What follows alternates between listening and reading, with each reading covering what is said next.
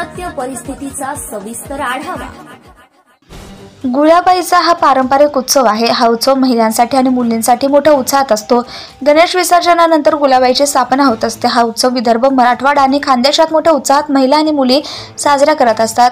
गुलाबाईचा उत्सव शहरापेक्षा ग्रामीण भागात मोठ्या उत्साहात आणि आनंदात साजरा होत असतो। 15 वर्षाखालील मुली या उत्साहात मोठ्या संख्येने सहभागी होत असतात।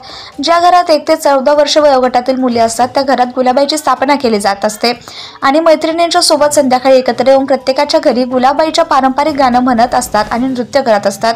प्रत्येकाच्या घरी पारंपरिक गुलाबाईचं गाणं म्हणून वाटीमध्ये प्रसाद घेऊन तो झाकला जातो आणि उपस्थित मैत्रिणींना तो प्रसाद ओळखायला लावतात। असा गमतीदार खेळ या गुलाबाईच्या उत्सवात खेळला जातो।